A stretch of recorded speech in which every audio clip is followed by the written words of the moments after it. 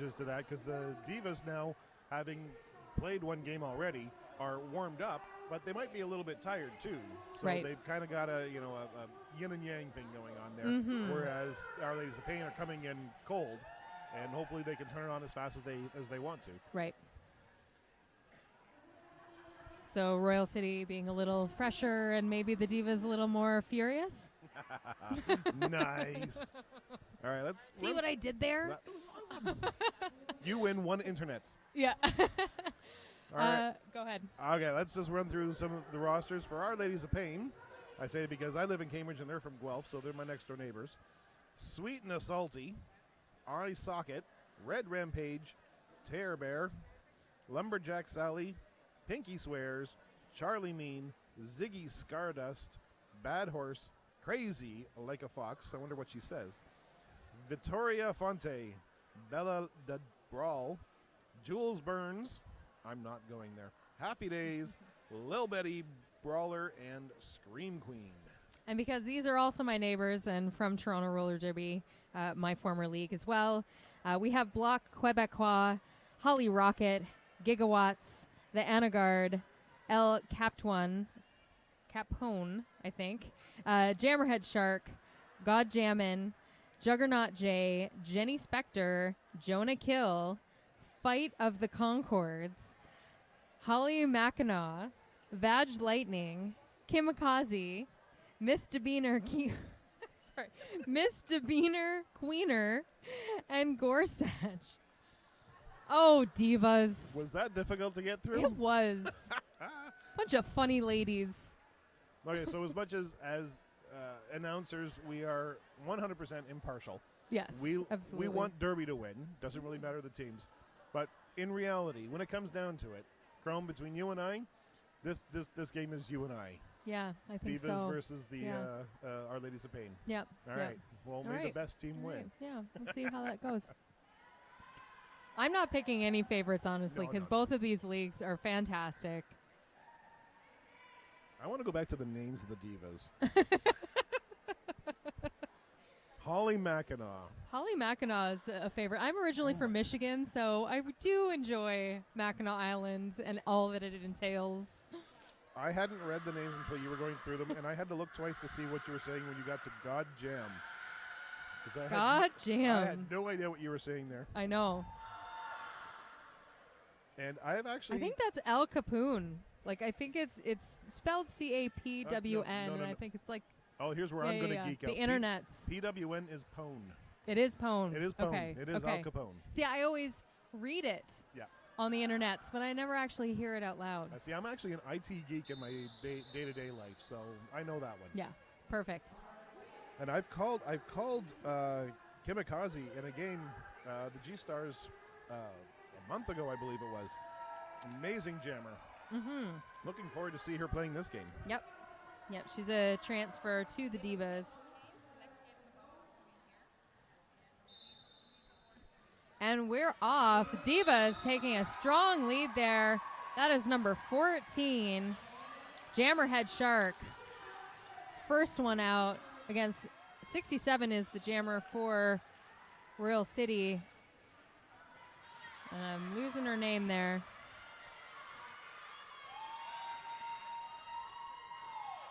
Ziggy Scardust. There she is. She did pick up 4 points. Jammerhead Shark did have to call it off. She only picked up 3 in that pass. Sorry, 2 points. Quick note, there's a scheduling change. The next game that was supposed to be played in the bubble, Chrome, if you can check your schedule because I don't have that in front of me. Sure. The next one that was supposed to be in the bubble is actually coming here. Oh. And today there will be a presentation of the Louisa Calmeris award, and that's been pushed between the next 2 games after that. I see. I'm sure we'll be broadcasting that. They'll give you all the Derby feels at 2:30, and that's Charlie Mean jamming for Royal City. She's the first one out. She is lead jammer. Anna Gard jamming for the Divas. She just leaves the pack there.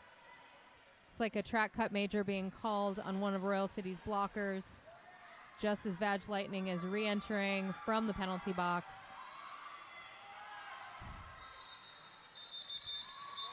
And that jam called 4 points for Royal City, but 4 points picked up by the Divas. No gain either side at the end of that one. Looks like Holly Rocket on the gem line for the Divas.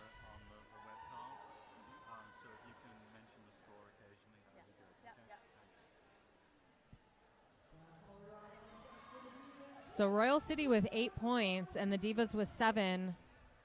Just under 18 minutes in this. I guess we can call it about. Holly Rocket. 20 minutes games. Holly Rocket for the Divas making it out first. Sweet is salty. Yep, Jamming for Royal. Still stuck in the middle of the pack. She does make it out. Got some penalties awarded to the Divas, but that doesn't seem to stop their jammer. She is lead. She's looking to her bench for some advice. She does call it off just in time. And the Divas take lead. If you're drinking this early in the afternoon, that is a lead change, and so you are allowed to take a drink. As if you needed my permission. So what are the rules? Is it lead change, you take a drink, a tie, you take a drink? Yeah. What else? Pretty much. Power jam, take a drink. Yeah. Natural Grand Slam, take a drink. Yeah. Get Skater, to make it up as you go. Skater falls to her knees, take a drink. And jammer whistle off. That's Juggernaut. Sorry, no, it isn't. That is jamming for the Divas. Jammer Head Shark. But Ziggy Stardust is jamming for Royal. She had one to beat, didn't make it, but she is lead.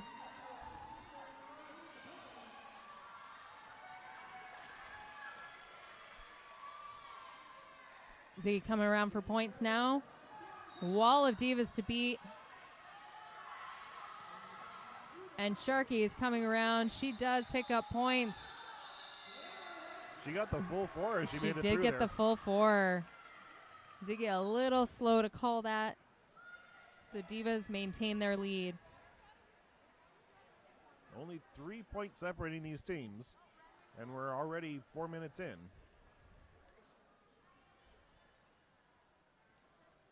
One each in the sin bin. They might have too many blockers out there then. Yeah, looks like 4 there. So somebody's going to be called back. That is the Zach's Brews Cream penalty box for people who are keeping track. My bad. It's all right. Charlie Mean jamming for Royal, getting pushed back to the back by Vag Lightning. Divas have lead jam. Like the Vanguard. 13-12 for the Divas. And Lead she jam. just lackadaisy skates on that inside line, picks up her 4. Getting And some she advice calls there. it. Yeah. And that's absolutely acceptable. All the teams do that. You look to your bench if you need to know what to do. Yep. And that's what the coaches are there for. Sometimes there's even coaches around the track. Do they have special names for those?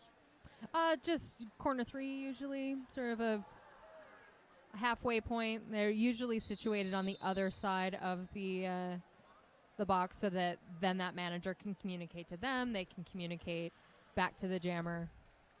So all of your lines of sight are covered. Kind of like in baseball where you've got the first base coach and the third base coach. Yeah. To tell you whether to run or not. Mm-hmm. Very similar. It's more of a third corner coach. Gotcha.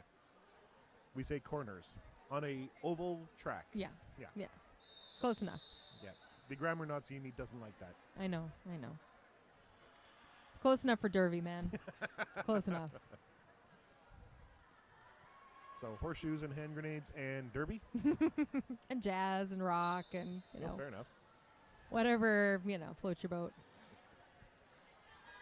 All right, so we have a couple jammers struggling through the pack. We're not quite catching their names. That's Sweet and Salty, number 99, being pushed to the back.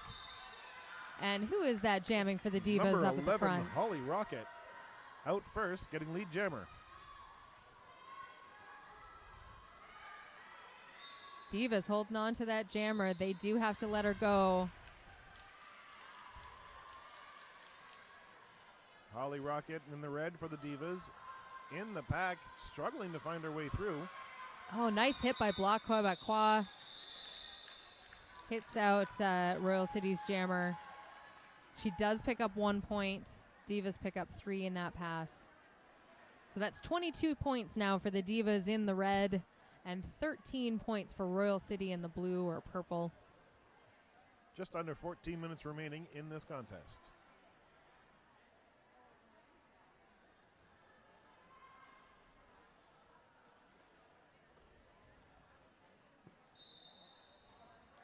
Royal City still with the blocker in the pack. It's going to help the Divas jammer there. That's Juggernaut. No, it isn't. It's Jammerhead Shark. They look very similar. Juggernaut is in the pack there at the front, holding up the jammer number 67 for Royal City. Ziggy Stardust. Seen both of these jammers out a lot. That was a back block major for Sharky, and she is going to the penalty box. She's going to meet the other jammer there, so she should be released.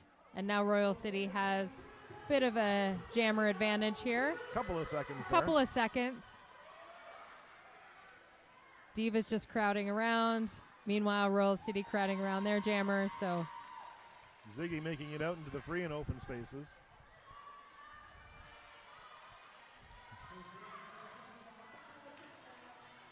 Jammerhead did pick up 5 points on that pass. She's coming around for more. And she is out of the pack. Meanwhile, Ziggy is going to the penalty box once again. And that was Our Ladies of Pain opportunity and throwing it away. This is Divas putting more in the bank. Solid blocking here for the Divas, just making it real easy for their jammer to pick up 5 more points. There's 28 seconds left in this particular jam.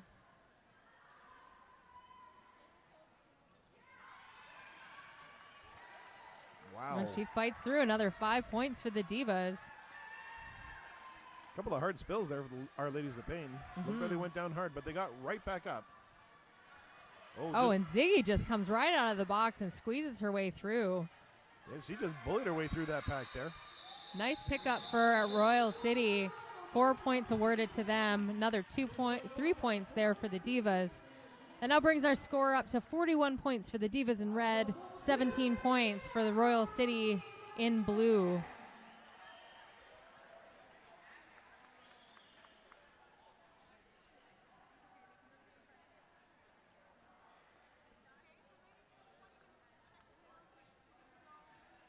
Got 11 minutes, just over 11 minutes in this game. Penalty box completely empty, so full contingent out there. Looks like both teams trying to push everyone to the outside. Charlie Mean got stuck in it. She is going to the penalty box, and the Divas have lead jam. That's Angard, number 1312, getting lead jammer status for the Divas. She's a very interesting stride. Like, I'm always worried about skaters who skate so vertical, but she just manages to come through. She's very confident. Doesn't actually change her speed much, and she doesn't have to. Her blockers are doing a great job of moving her opponents around. I think somehow the Divas blockers managed to work their way to let her get through last time. Didn't work this time because the Royal City Our Ladies of Pain got behind them. That was Scream Queen that knocked her out. And nice moves there by number 902.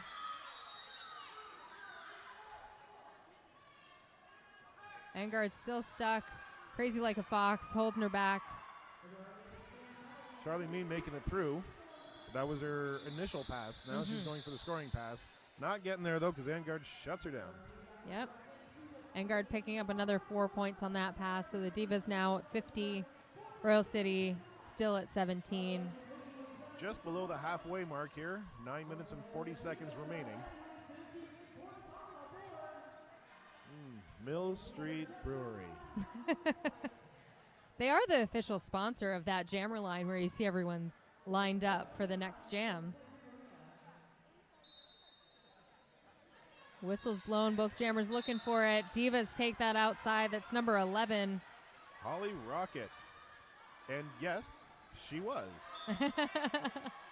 Sweet and Salty being pulled back by Diva's blocker, number So 64. Holly Rocket was a rocket, and Sweet and Salty got assaulted. Yes. Okay, just That's making how it sure we works. got this straight. That's why you got to pick your derby name carefully. Yeah, don't pick Splatter. Unless you intend to splat fair her. You know, I probably just offended someone by saying that, and I Yeah, apologize. it's probably someone's name. Yeah.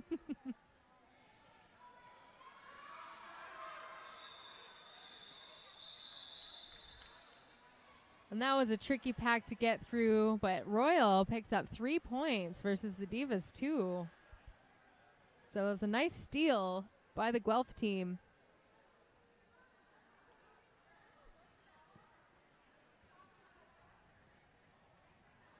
$38 points still between these two teams. Divas with 58 and Guelph with 20 points. 8 minutes left to go.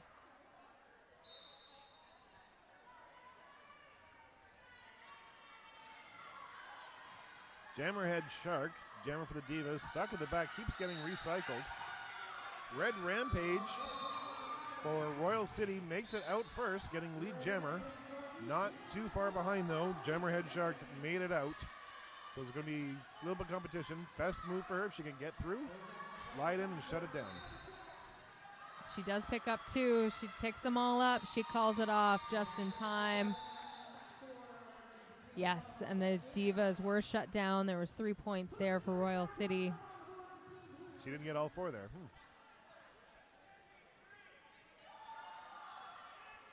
And the Divas running into some penalty trouble on that last pass. 2 blockers, the pivot and a blocker stuck in the penalty box. 1 blocker for Royal City.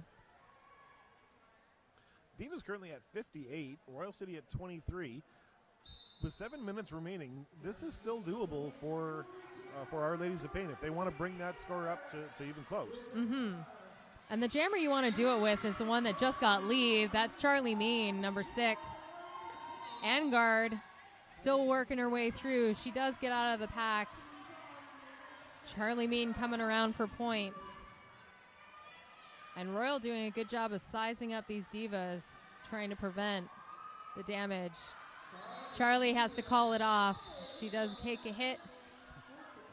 And she does pick up 3 points. Then totally runs into my ref nut. I leave the rest of that for the imagination of the listeners.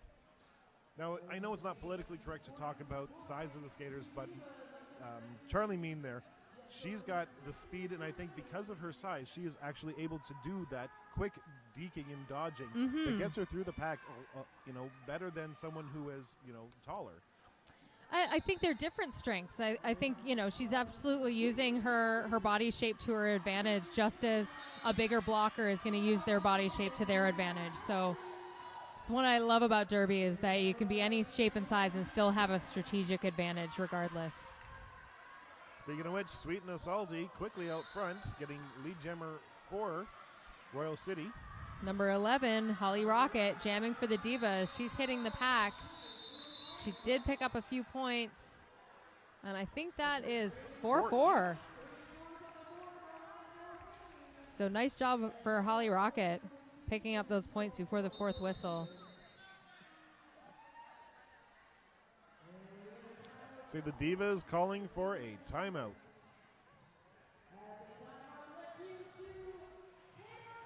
Interesting having that lead, but it looks like they're just looking for a calm bench. That's Tucanale is their manager, and Anaphylactic backing them up. And I think they're just looking for some zen time. We're a little more than halfway. Well, more than halfway. We've only got 5 minutes, 20 seconds left on this game clock. So for zen time, do they go, I'm a better roller derby player than you are? No? Possibly. We always joked about having some sort of bell or gong, just to when you need that moment of just shut the fuck up and listen. Or something beep or else. A bell. Yeah, we need a bell over here. Or a tip jar. How about a gong for Grand Slams? Sorry, my Derby girl is showing. How about a gong for Grand Slams? Every time a Grand Slam happens, boom, big gong happens.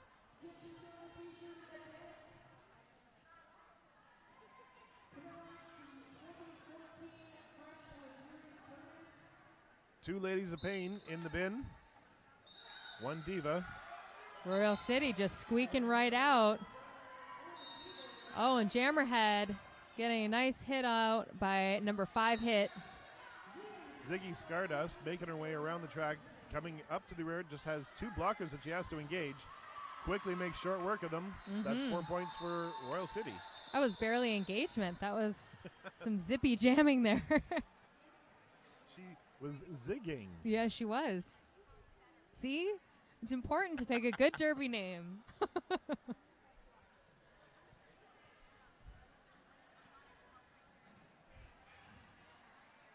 So we were informed earlier that unfortunately there is a broken ankle that has happened in the bubble. We wish that skater the best, but we will be resuming our schedule here in Ted Reeve Arena while that's attended to. So we will have a little bit of a change up in the schedule starting after this bout. And we do have an official timeout in this bout. Not quite sure what that might be about, but it doesn't hurt to mention that Monster Muffin is the sponsor for this Fresh and Furious tournament.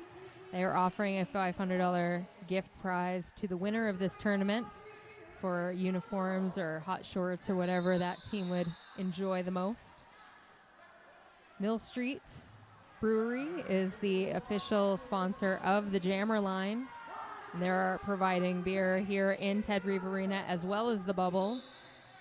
So feel free to come by. This action is happening until 9 o'clock tonight.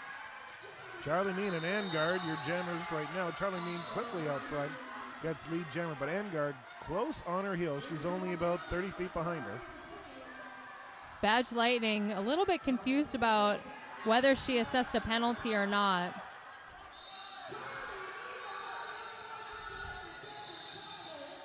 Charlie Mean skates in, shuts it down. She gets 4. Divas get 2. There's only 3 minutes and 55 seconds remaining. Divas at 64. Our Ladies of Pain at 38. It's still possible. But it's going to take a lot of work from Royal City. Okay, so let's say that again. Badge Lightning still having some confusion there.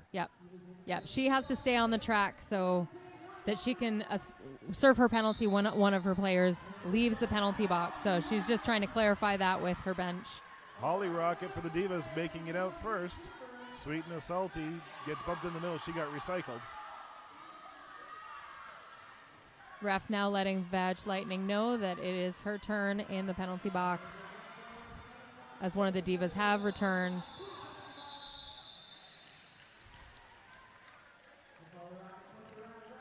And this is really where you see the freshness of, the skating skill has definitely come up to this incredible level that we didn't see in Derby 5 years ago or even a couple years ago. But it's really that penalty awareness and the calls and where the penalty box is and when you should enter, all of that like little nitty gritty stuff really takes that experience, and that's what's great about this tournament is you get all of that game experience. This is a crucible in itself, in where you just come out of this with so much experience behind you. Yeah. Ziggy Stardust jamming, lead jammer for Royal City. He's got the lead there, and Juggernaut, Jammerhead Shark. Blah, blah, blah, blah, blah, blah, blah.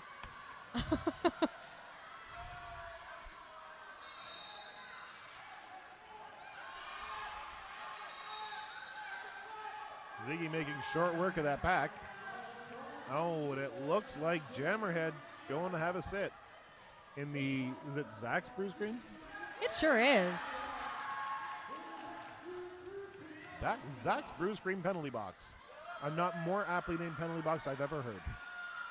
Certainly seen some action. Oh, sneaky deaky through that. Just one to beat with Badge Lightning.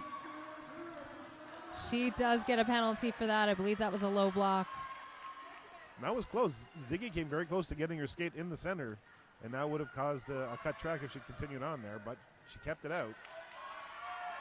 Nice pullback by the Divas, forcing Ziggy to come back quite far. She's trying to pass. I think that's Bloc Quebecois that prevented that pass. And there's some great track awareness. The Divas not letting that pass actually happen. And the pivot has now become the jammer. Oh, she's losing her pivot panty. I wonder what the refs might say about that. I don't know. That's Lil Betty Brawler now wearing the star for Royal City. And gets 4 points pretty quickly. Mm-hmm.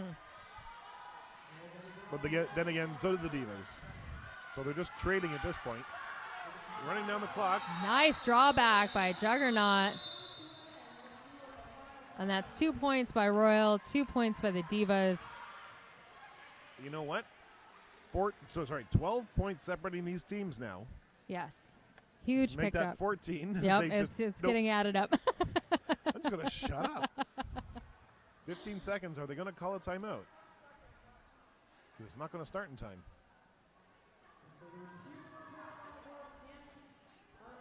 And I think the Divas are quite happy to just keep this lead. They're at 78 points. Royal City was 62. And I think the refs actually called this one more jam, and they did. They did. So Ann Gard is lead jammer for the Divas. Charlie Mean, number 6, jamming for Royal City. She did get a track cup major, so this is an opportunity for Ann Gard to really just widen up this gap if she wants to. Lots of confusion there. Both refs talking to Charlie Mean. No one knew where she was supposed to go. Doesn't matter. And it's she calls over. it.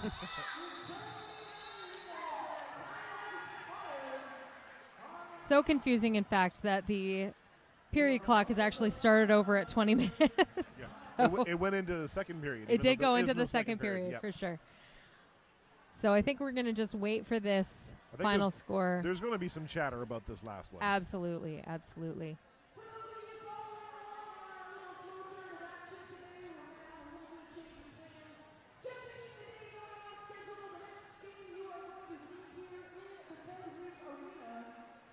So, Chrome, Yes. the winner of this game, where are they going? The winner of this bout, you know what? I didn't actually figure that out ahead of time because I am unprepared. No, I'm I'm sorry. a I don't mean to bad call person. you. No, You have the schedule and I don't. That's all. Dang it. Sorry. That's all right. The winner of this bout is going to be playing game 21 at 5:40, assuming that everything gets back on schedule. And the loser of this bout is going to be playing again at 4:20, game 17. We have yet to see who those opponents were going to be because this is the first game of round 2. So you'll want to stay tuned.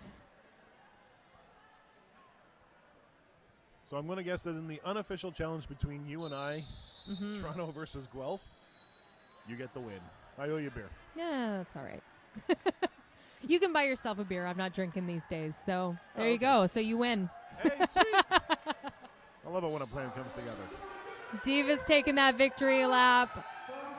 Doesn't quite say it's a final official, but Divas with 83 points. Royal City with 58. I think it's fair to say the Divas are going to advance to that game 21. And it was a well-deserved win. The Divas just had it together. They had better defense and not creating the penalties at the bad times, whereas the Royal City just wasn't quite getting it. Yep.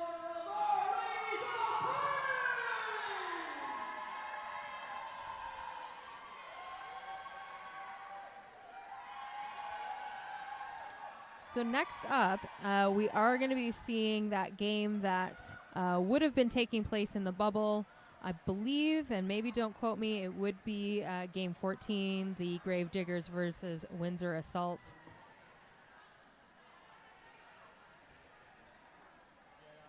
But you know, when a couple other people get on the mic and tell you what teams are out there, then you'll know. In the meantime, certainly go grab yourself a drink. Maybe it's a Mill Street. Maybe it's a Zach's Brews Cream. Maybe it's just a glass of water, whatever you're into. We will be back on the mics in about 10 minutes with 2 new teams here at the Fresh and Furious tournament here in Ted Reeve Arena, hosted by the GTA RollerGirls. I'm Monochrome. And I'm Obi Sirius. And we will see you next time.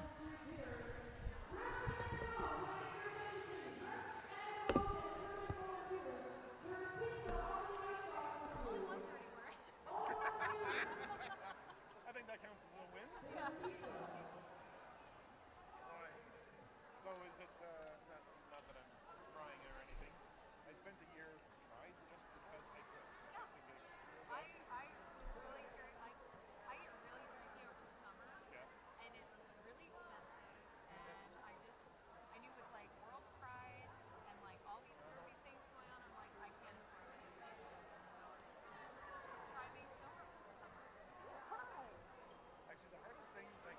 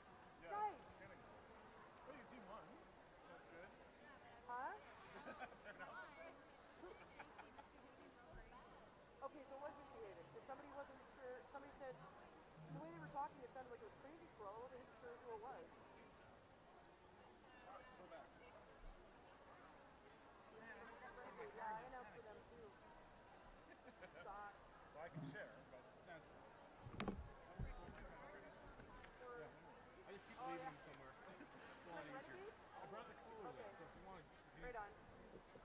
Yeah, this game got moved over to here. Hi. Yeah, they were supposed to play at the bubble, but we're trying to stay on track. So there was no game slotted in here because we had a team draw out last minute. So this was an open game slot. Yeah, it's okay. What are the hours? And I think the Rebel Rollers are in the red.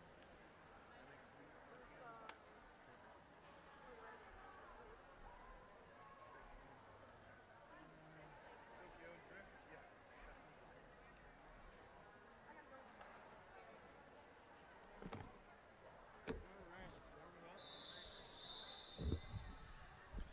And we are back with a rescheduled game that was supposed to be at 1:40 in the bubble. Unfortunately, due to an injury, this game has been moved out here. This is now going to be Queen's Court in the black up against the South Simcoe Rebel Rollers in the red. My name is Obi Sirius, Ross Vegas here with you. and we are very shortly going to get into this game. Let's just go through the rosters really quickly. For Queen's Court, we have Calamity Jen, Poisonous Peaches, Sweet 16, Demanda Ruckus, Double Helix, Bell Bruiser, Chet Upstanding, Smacky Onassis, Tokyo Drift, and Meow 'em Down. And for the Rebel Rollers, Dine and Dash Tash, K-Pow, Kimikaze, Mass Genocide, Ramaslama, Whiskey Sour, Amazon, Alice Black and Blue, Hippie Check, the start on this one. Ojibwan, Kenobi, and Betty Payne. There we go. Going through all the lineups there. Perfect. Well, we got South Simcoe and Queen's Court. Queen's Court is from Queen City out here in Buffalo. They've got a nice, beautiful roller rink that they play out of. I don't know if you've ever been there before, Obi. Nope. Oh, it's gorgeous. Well, we're just about to start this game. Now, both of these teams won their first games in is that line one? Yeah, Turn the first round of this game. round one. There we go. Round one.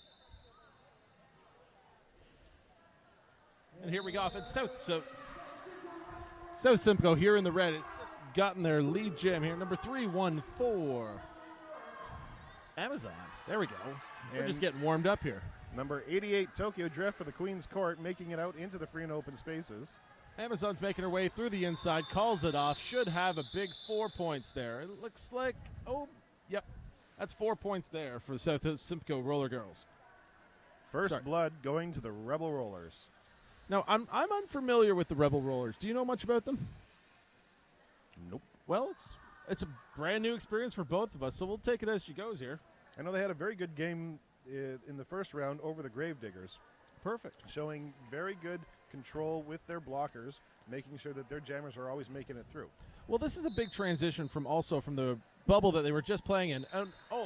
There we go with the Queen's Court picking up lead jammer there. Number 11, Florence Fightingale. But yeah, that bubble completely has been a retiled surface, so it's completely different surface than what they're playing on right here. So both teams are brand new to this surface right now. Didn't mention Florence Fightingale in my original list because she wasn't here for the first game, but has made it now. Yep. Looks good because she's really doing some damage. Oh, unfortunately, both jammers made it through. Yep, she tried to call it off quick, but South Simcoe pulled up real quick. We're going to make that a 4-4, call it a draw for this jam. And we're going to start it off here with South Simcoe 8 and Queen City running at 4. That's a 4-point differential with 18 left to play. Still got lots of time. Oh, yeah. Meow 'em Down, the jammer for Queen's Court. That's number 8915. Yep. Finds her way through the inside, gets lead jammer. That was a wonderful, wonderful line to the inside. They're really blocking well for her, opening up big gaps for her to get lead jam in. Rebel Rollers jammer, Mass Genocide, not far behind her. They're really opening up those gaps on the inside of it, but let's see, we got Queen City picks up 4, and South Simcoe steals 2 away from the back end on that one. That's what a lot of acceleration near the end of that jam got her. 2 extra big points. That was a very good move by the Rebel Rollers.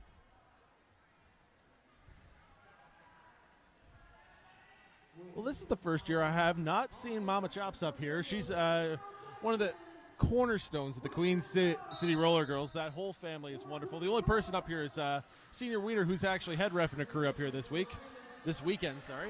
And Queen City once again makes her way through the front of the pack, lead jammer. Samuel Jackson. I love that name. That is a fantastic name. But Queen City looking good here in the opening. And that was a big crunch by Dyna Dash Tash. Wonderful play to the inside, but she gets penalized for it.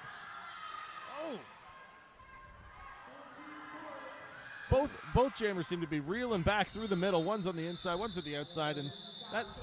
Whiskey Sour didn't look happy about that. No, everyone looked very confused on that play. So good thing it got shut down. We can just recycle it. But Queen City picks up 4 points on the play, and I believe that's a lead change. Yes, it is. So if you're paying attention and playing the game, time to drink. Cheers to that. Queens Court 12, Rebel Rollers 10, 16 minutes and 13 seconds remaining. Sweet 16, a jammer for Queens Court. Doesn't really matter because Amazon makes it out first for the Rebel Rollers. She busted right through the middle of that wall. Just put her shoulder down and just kept on skating. I didn't even see her break through anyone. It was just like she was automatically in front. Hey, it's the best way to go is get it quick. I think teleportation skills should be illegal for roller derby. Well, I hope so. But, that's 4 points for South Simcoe. That's another lead change. And, cheers. Cheers. Enjoying your adult beverage at home or not does not make much of a difference as long as you're enjoying the game. With really good games, this could get dangerous. Yes, it could. Always drink responsibly.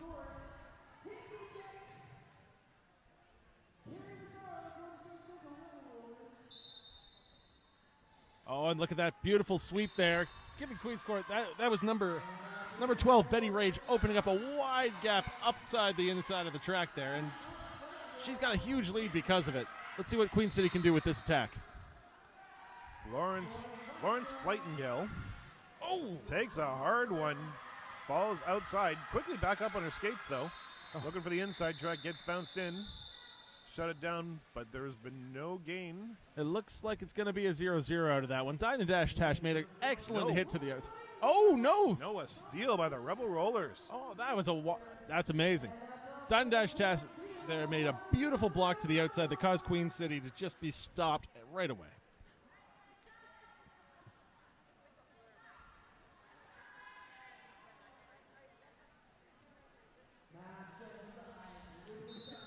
Now quickly on the outside, Rebel Rollers 153. What's her name? Mass Genocide. Yes, there we go.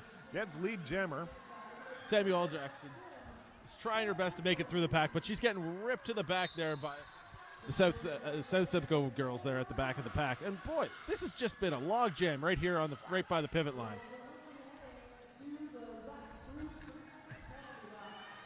It's recycling. They're both recycling at the same time. The pack is going backwards right now. Calamity Jen did a hard hit there on Mass Genocide. I'm really impressed with both the technique and strategy from both of these teams. This is supposed to be a fresh meat tournament, but both of them are wheeling around and dragging that jammer back. There have been several times today where I have forgotten that I was at a fresh meat tournament.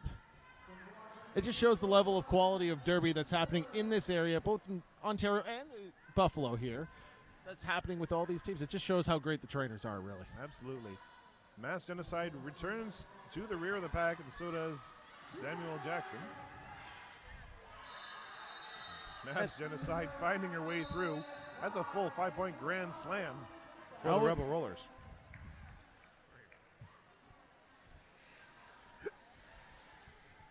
Oh, and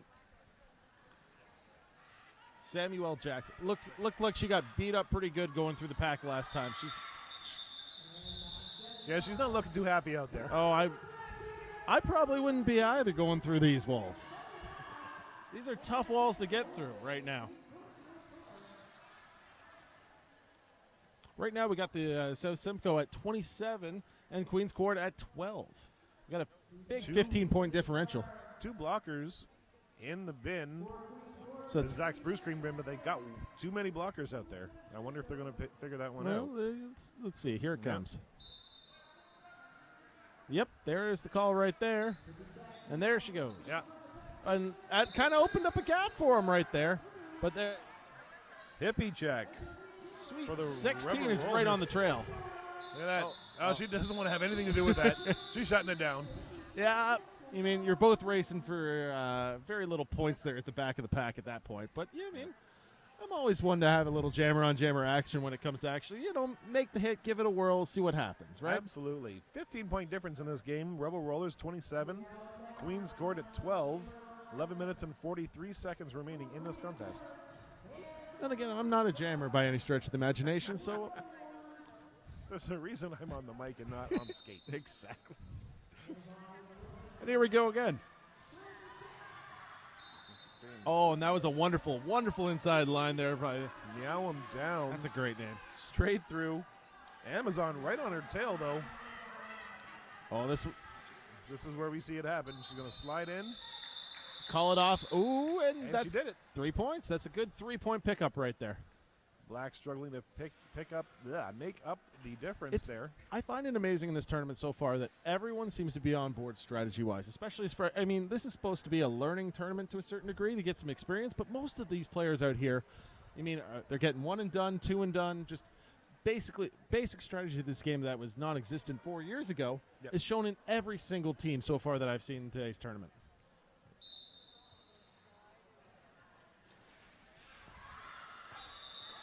Straight up the side. Can't quite keep her skates. She has the lead jammer status, though. That's Whiskey Sour. And, of Ooh. course, Florence Flightengale making it out of the pack. But Whiskey Sour already entering back in. Looking a little bit slower now. Florence Nightingale for the outside run. You know what? I think she just stole some I points think there. she got it. 2 and 2. Ah. Oh, that was a beautiful 2-point steal at the end there. We'll just call that jam a draw and go on the next one. And as we approach the 10-minute mark, this is about the halfway point through the game. Rebel Rollers at 29, Queens Court at 17. Still very much anybody's game. Just thank our sponsors here for a moment. The refs are huddling up. I'd like to thank Mill Street Brewery. They're sponsoring our jammer line. So thank Zach's Brew Cream for sponsoring the penalty box. And we also got Monster Muffin today, who's actually sponsoring $500 in gift certificates to the winner of this tournament. That goes to a lot of jerseys and a lot of costs associated with that. And we also like to thank St. John's Ambulance for providing our emergency medical care service here for today. Which is sadly necessary earlier. Well, unfortunately, roller derby is a contact sport, and injuries do happen, but we try to be as safe as we can here on the track. That's why we have 7 referees to keep control of the action.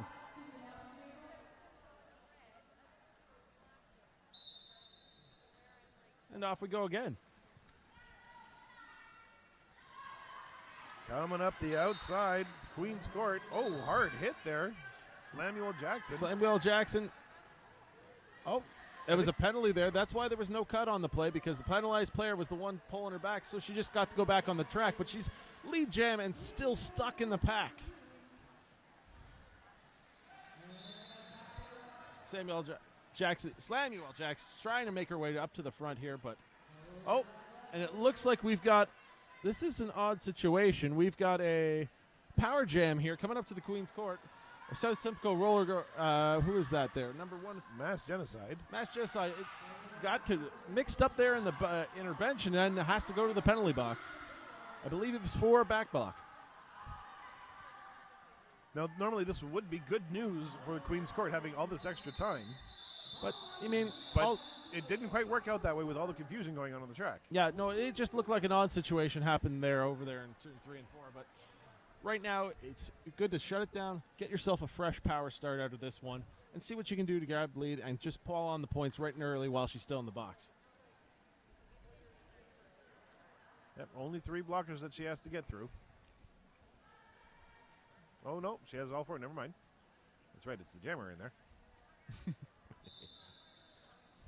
Yep, no, this power start should give them a little bit of an advantage, and they take the advantage right there. That was quite easy. Meow him down. Mowed him down. Found a gap right dead center of that pack and just went right through it. Now we see as she's coming up behind her blockers. Just cuts across. That looked easy. Oh, she tight roped on the inside line there, but somehow found her way to get across it. This is Black now only 7 points down. But out comes Mass Genocide. She's back on the track now. Yep, she's made her way through on her scoring pass, so she might have to shut this one down at this point, or gamble a bit and try to roll it through. Oh, she shut it down. Oh, she shut it down. There she goes. Overall, probably the smarter of the two plays, but you know what? It's a tight game right now, and those are decisions a lot of time that are tough to make. Now there's only 3 points separating these teams. Rebel Rollers 29, Queen's Court 26. 7 minutes remaining. This has been This is awesome. this is a great game. Yeah, jammer on jammer action right at the beginning. Tokyo Drift for Queen's Court.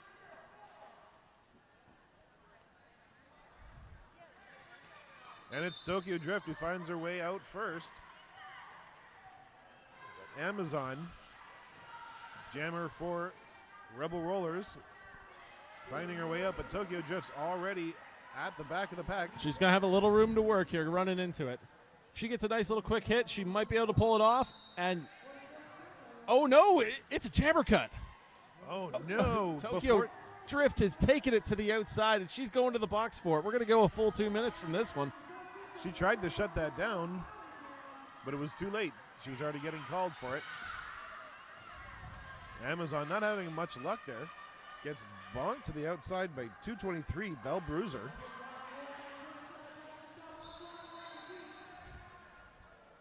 And it looks like, nope, that was a blocker just at the end there. It looked like it was a blocking with a head penalty from where we're standing, but that's 5 big points there for South Simcoe.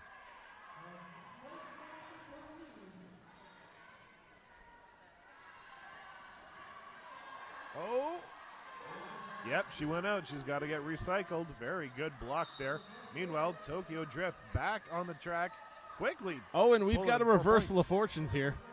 Ah, there goes Amazon going to sit down. It looks like she got called on one of those cuts there on the outside there. Or a cut on the outside, part of my language there. So now, if we can believe the scoreboard, there's 4 points separating them. This is going back and forth. And she may have just done it. It Queen's Court takes the lead. 35-34 right now as we stand at the moment. Looks like it's going to be 40-34 with 5 minutes left.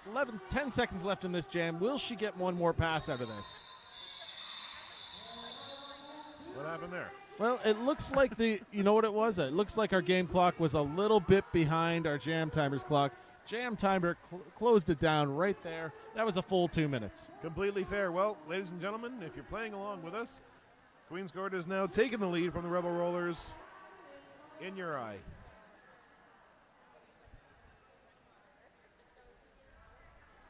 (40-37), 3-point differential, advantage Queen's Court. Let's see what's going to happen with this one. 4:30 left to play.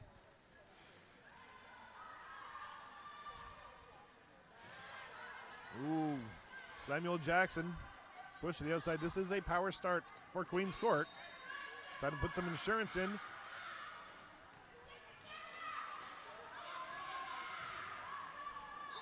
Oh, sliding through on the outside. Jamazon enters the pack, gets lead jammer. Samuel Jackson not having a good time, but keeps getting bounced to the center. It's a back and forth battle, but she just keeps getting a little bit locked in there. Oh, and look at that. They're both going right through the middle gap. Yeah, Jamazon's taking her 5-point grand slam out of that one. Effectively changing the lead, shutting it down. Take that 2-point advantage. And we're going once again with another lead change. Cheers. Cheers.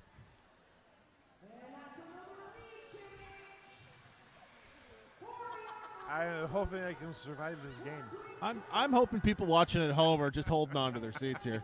Because I know I am. I'm sitting right here. I got a great view. We'll sell you the whole chair, but you won't need it because you'll just be on the edge. Up until we have an official review, which is right now. Saturday. It's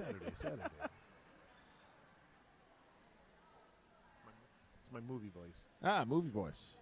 I like movie voices. Well, I don't know what this official review is for right now, but it looks like they're just double-checking the score because what happens is these are very short games, and they go very quickly. So if you've had 17 minutes straight, you want to make sure the score is right, even if you got to take 30 seconds to just do the math, make sure it's all official so you can finish the last 3 minutes of the game perfect. Want to make sure that there's very, very little delays. It's better to take a quick one right now than to have a 4-minute one later. Absolutely. Looks like the score has been adjusted. Rebel Rollers now at 45, 5-point lead over Queen's Court at 40. Oh, and Queen's Court quickly up the side. Sweet 16 getting lead jammer status while Whiskey Sour makes it out. There she goes, coming to the back of the pack, looks inside, and then breaks through the middle, and oh no, she's getting a cutting the track. She took the cut. Her skate went into the center, and she didn't see it. Oh, and that one is going to hurt. Yep. We're going to go a whole minute 30 here for the rest of this jam because she had lead and she lost it, unfortunately. So let's see what happens here with the remainder of this jam. Whiskey Sour already putting a nickel in. Just grabbing another one right now. Extending the lead. You got to cash them all in right now. Absolutely. This is great news for the Rebel Rollers. Queen's Court, while not out, has got a long haul.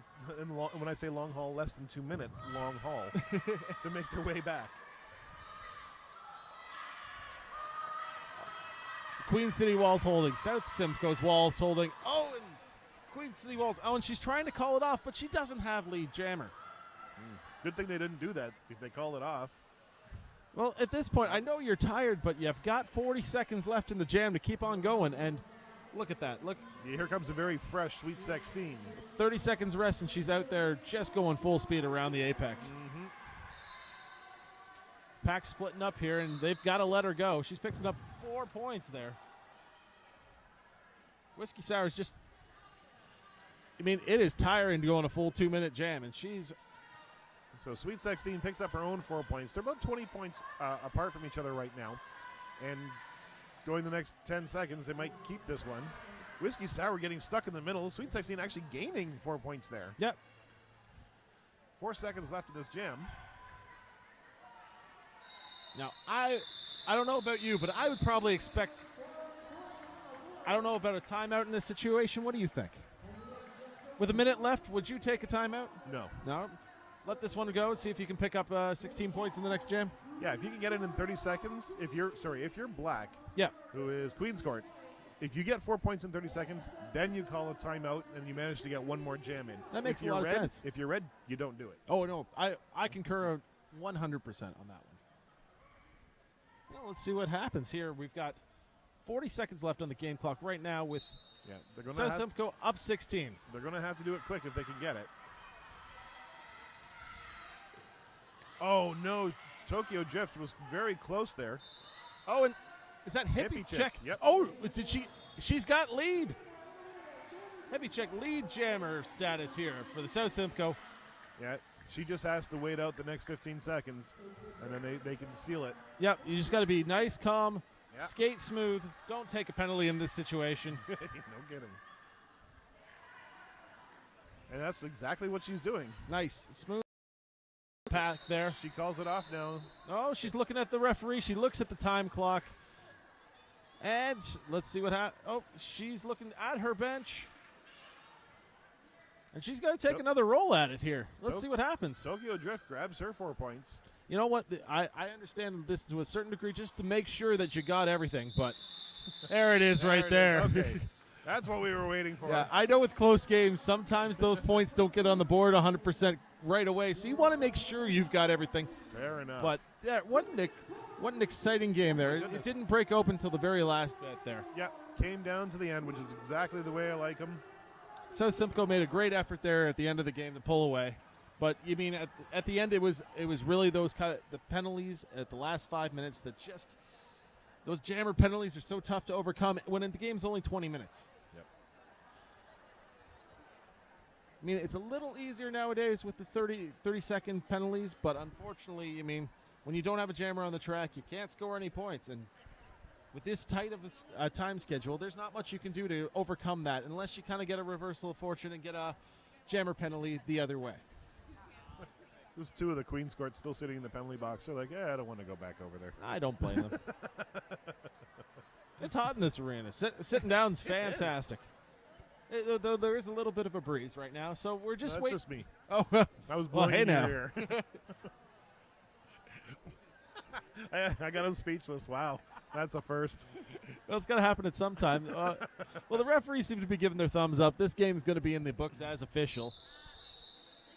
And that's it. South Simcoe Rebel Rollers 72. Queen's Court from Buffalo 56. And, well, let's see here. Now that we've got our schedule a little bit changed up for, like, we're trying to get everything back on track. Do you know which game we got coming up next here on this track? Yeah, really wish I did. Well, we're going to find out at some point. Absolutely. I can see the schedule, but it's too far away for me to read. So the next one. Well, we're going to find out soon enough. That's one thing for sure. It looks like we got CC. 12 minutes. It's the winner of G7 and G8. Well, that's easy. G7 and G8 is the Cannondals and Le Bouche. So there we go. There we go. It looks like. I'm pretty sure. Now, as we start. That might be here, it might be there. I don't know. Now, I'm not 100% sure if this game's going to start at 3 o'clock on the button or if it's going to start a little bit later, but either way, we're going to be here for you. Sitting here with microphones in our hands, we're going to make sure that every game that you see here today is nicely covered. You will have full coverage. And with that, I'm going to say hasta la vista. I'm Obi Sirius. I'm Ross Vegas. Talk to you later.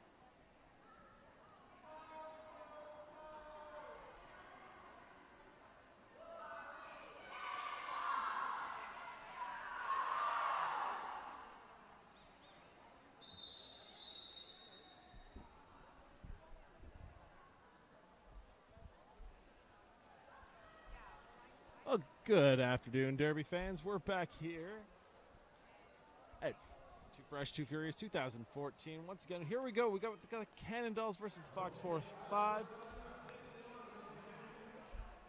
We're just arranging all of our stuff here in the booth, but we're figuring it out. We'll get it to you right soon. Here we go with first jam.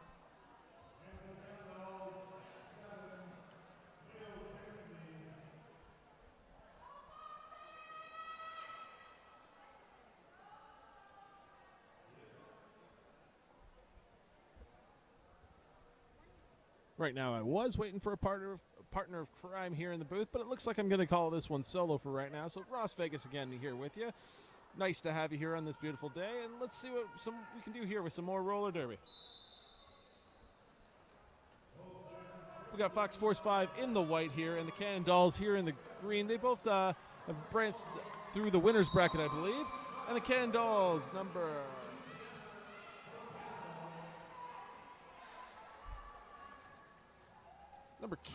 X7 there, KO Kenzie there with the lead jam, and off she goes into the Fox 4-5 pack. It looks like it's a very long pack right now here, skating through. It's all very spread out. Going back and forth here, and she gets out through the front, calls it off, gets her 4 points, and that calls the jam, and off we go with the Cannondalls with the big 4 points.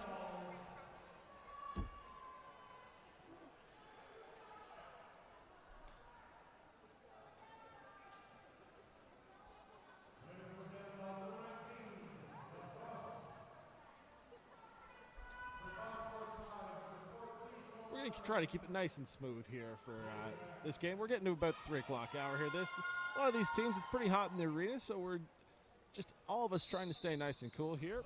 And off we go. Fox Force 5 looks got a couple penalties. Both jammers going through the middle of the pack, and off we go. Cannondalls, number 19, LaBrosse, off to a quick start and blazing down the backstretch here at the pack. Going in the back of the pack here. She's got 2 blockers to beat. And she takes a knee to the lower end. Gets up and keeps on going here. She's going breaking through the outside. It looks like she's gotten through. She's trying to call it off. That looks another 4 big points for the Cannondalls. And off they go to an 8-0 lead. So far, this tournament has produced a couple of unique winners, but it's been very close competition all the way through. We're currently, it's 2 minutes have gone in the game, 18 minutes left. Cannondalls up 8-0 here. I'd like to tell you who's on the line. Unfortunately, our booth's a little bit askew, so we'll pick it up as we go along here.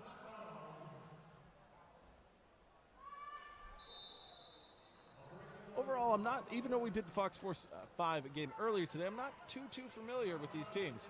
So, but much like fresh meat teams, that's the way it goes. You get to see some great new talent. And that's 69. Kamikaze trying to make a brave through the pack here, just going right into your camera. And there's some hard physical contact coming up there.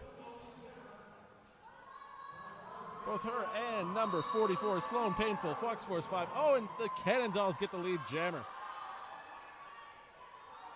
Kamikaze is making her way through that. She's got about a half-track lead. She's got a little time to work as she enters here in the back of the pack.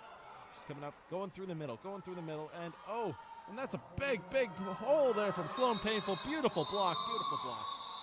She works hard, gets 3 points before calling it off.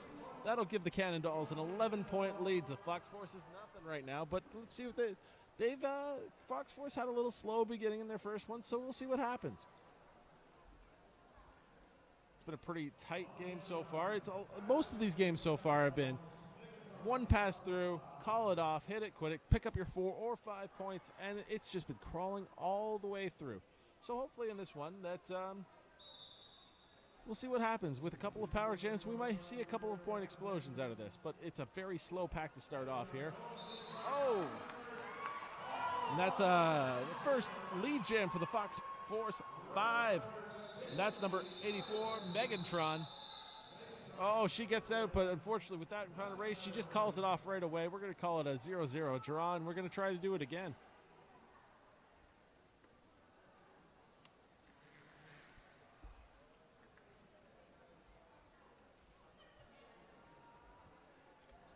Cannondalls 12, Fox Force 5, 0 here with 16 minutes left of the game. These are short games, being only 20 minutes long, but Much like the Beast of the Ace format, it creates a lot of action, causes teams to work very quickly, especially in this with these fresh meat rookie players. That's 1409 K-Smax working her way to the front. Oh, it just takes a big hit from Applesass. What a beautiful block, but K-Smax with the lead jammer. Fox Force coming out with this. Oh, and look who's chasing there. That was Labros chasing her down, causing her to call the jam. It's 0-0. We're going to do that again. That's our second 0-0 draw of a jam. Going into our sixth jam of the game, we got approximately 15 minutes left to play. Cannondalls 12, Fox Force 5-0. Both teams have been playing fairly defensive here. Their walls have been really good. There hasn't been many escapes that have. Most of the jammer action has been going to either one inside or outside in order to get a little bit of move, but the inside have been very solid. Oh, and that was a big sweep try from there by Miss Smack Evermean, but unfortunately Miss gives the lead jammer to the Fox Force 5.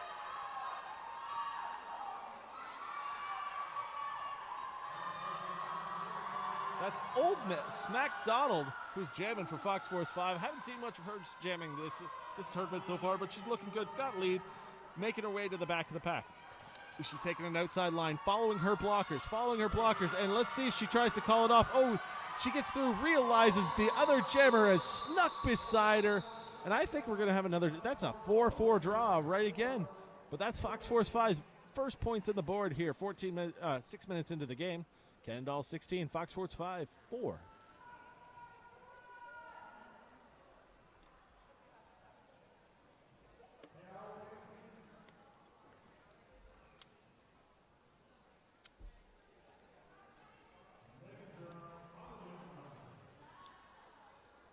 Well, to those watching at home, I hope you're really enjoying your day. We've got a full day of derby action for you. Today's sponsorships are from the Mill Street Brewery. We got lots of great beer here. They're sponsoring our jammer line today. And oh, there we go. That's Megatron, once again, lead jammer for the Fox Force 5. She's been a dominant force all throughout this tournament so far. And here she goes through the back of the pack. She's looking to pick up some points. Goes to the outside, starts to work the inside of the wall. She's working the inside, pushing. Cannondalls make their way out, finish their little Megatron. Sneaks back in. Let's see how many points she's picked up from that one. Looks like 3 big points for Megatron there. And 0 for the Cannondalls. Fox Force 5 is starting to bite into that lead, 16-7. That's a 9-point differential for you at home. 13 minutes left to play. Well, I admit, this is the first time in my derby career that I've ever called a game by myself, so I'm trying to do my best here. If you got any comments, I assume there's somewhere to send them to, but unfortunately I don't have that information. Got a couple of sponsors that we'll get to in the next little break here, and off we go one more time. Fox Force 5 jammer coming through the pack.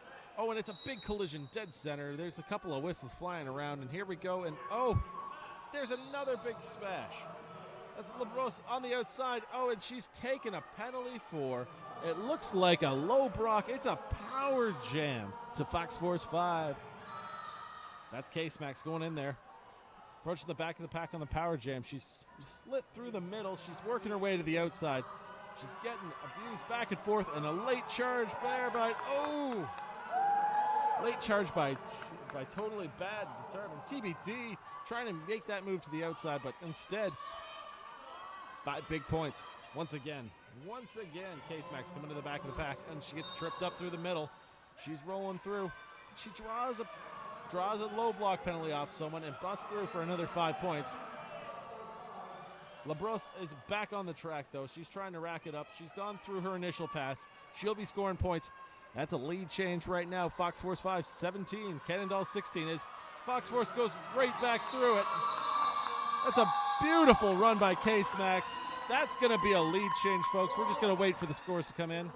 That's going to be the Cannondalls 18, Fox Force 5, 21. That's a lead change, folks. Enjoy your drink. We've got 11 minutes, 10 seconds left in this game. And we're rolling along here. Both teams have both their timeouts remaining. No official reviews as of yet, but we'll see what happens as the game's going. And Fox Force 5 Jammer makes her way to the outside. It's Old McDonald making her way to the outside. Lead Jammer. She's got about a quarter track right now to work with. She might have to get in there quick, make a call off, and let's see what. Oh, that's what she has done. I think she's got the one. Yes, she did. Old McDonald picks up the 1 point for Fox Force 5. Cannondale 0. And we've got that score, 22-18. I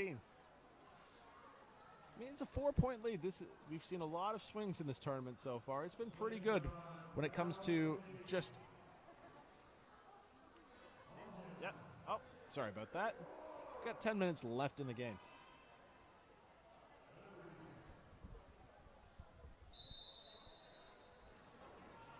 And the jam start whistle goes, and off we were going. Jammers are jockeying in the middle of the position there, and out pops. X7 for the Cannondales. K.O. Kenzie. She's got the lead right now. She's busted across, hitting the outside line. She's got about half a track to work with. She's got a little time to get to the back of the pack. Cannondales holding the back line, but K.O. Kenzie busts through the front wall of the Fox Force 5, picks up a big 4 points, and, well, we've got a tie game. Cannondales 22, Fox Force 5 22, with 9:30 left to play.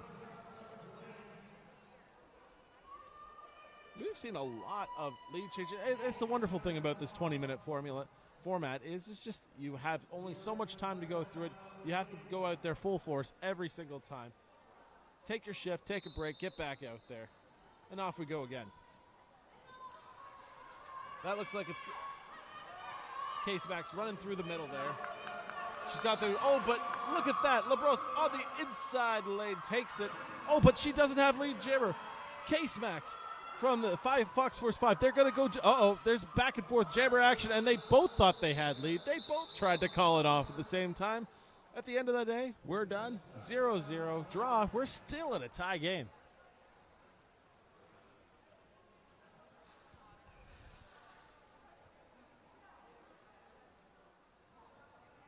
Got about 8:30 left for those at home. I know we don't have a board for any of you, but so I'm just going to keep repeating the score as much as I can throughout the game, just so keep everyone informed. Once again, it looks like we've got. It's tough to see for the line here, but both don't. And we've got a jammer penalty going to green. 69. Kamikaze has gone to the box for a black box. Oh my gosh. Fox 4-5 jammer Old McDonald's going to the box for a cut. That means we're going to have a jammer bounce, and we're going to go the full 2 minutes on this jam with about 1:35 left in the jam clock, so they're going to go the full 2. Kamikaze goes out of the box first. She's going right up through the middle. They're both on their initial pass, I believe. Kamikaze is going back to the box again for a back block. That's a tough one to swallow. Case Max is back on the track. She's going up through the middle of the pack, and she's got Edmonton, a blocker up there for the Cannondales right through the middle. It's nice, firm hits right in the middle. Old McDonald's trying to work her way through the middle of this pack by any means necessary. Slowly putting the shoulder down, trying to bust through. Old McDonald's getting locked up in the middle of that Cannondale's back and just locked in there. She's getting pushed to the outside, still going through. Keep going forward, and she gets up, and the Cannondales have reformed around her and back on the track. This has been a very interesting jam. There's 30 seconds left in the jam clock here. Both teams, the pack is split up as both are going around. And there we go with Kamikaze out, done her initial pass. She's coming to score. Both jammers are coming through for their scoring pass right now. Both jammers trying to make their way through the middle, and we've got some odd penalties that are coming through right now. That is the end of that jam. We've got some penalties to be assessed after the play, but we'll figure them out. I am just getting some word in here. We got, it appears the score now, Cannondales 24, Fox Force 5, 22 with 6 minutes remaining on the clock.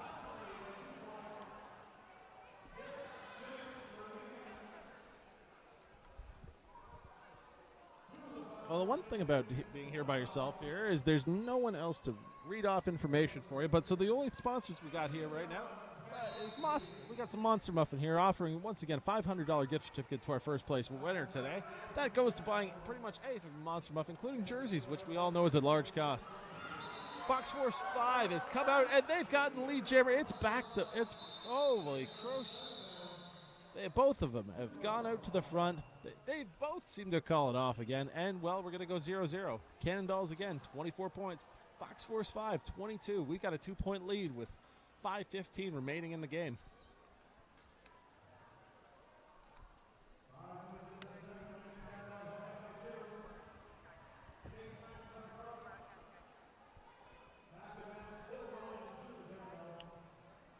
Five minutes remaining in the game here, and we're off again.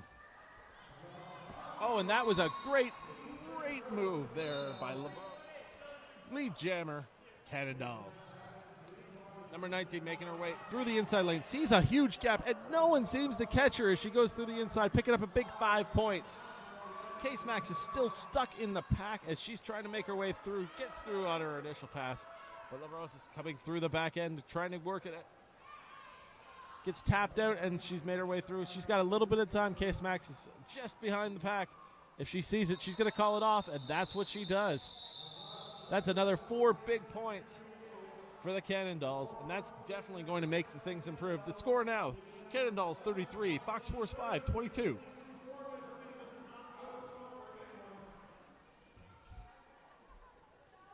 We have 4 minutes left to play here. It's getting down to the wire. These teams are not really looking fatigued. They're still going out there full throttle. I know it's only a 20-minute game, but it's a long tournament, so you have to make sure to keep everything. Keep your stamina up. Relax. Oh, and that's a quick lead jammer there. Status there for Fox Force 5. Number 84, Megatron. But look at Cannondalls flying behind. She's going to have a little bit of time to work. Probably a one and done. Let's see what happens. And she goes through. Both jammers hit the pack at the same time. It's called off. We'll have to look. It's Cannondalls with 3 points. Fox. Oh, and hold on 1 second here. We're just getting some late penalties we have. On Fox Force 5, Banana is going to the box for an out-of-play penalty, and Applesauce out of the Cannondalls also for an out-of-play penalty. Our score, though, after all this is Cannondalls 36, Fox Force 5 22. Cannondalls with a 14-point advantage. 3 minutes left in the game. As Cannondalls are making their way through the inside. Got Case Max for the Fox Force 5. Busts through the middle one more time. Lead jammer. Kamikaze making her way out of the pack for the Cannondalls. We've got Case Max here going up about a half-track lead to go into this pack. She's going to have a little bit of time to work, but she's getting held up. And a beautiful hit by Edmonton. Forcing K-Shocks to call the jam off. She only picks up, let's see here, 4 points for K-Shock. And the Cannondalls sneak and steal 2 points away from there. So right now, as the score stands, Cannondall 38, Fox Force 5 26 with 2 minutes. There'll be 2 minutes left on the clock when this jam starts. So this potentially could be our last jam if we go the full 2 minutes.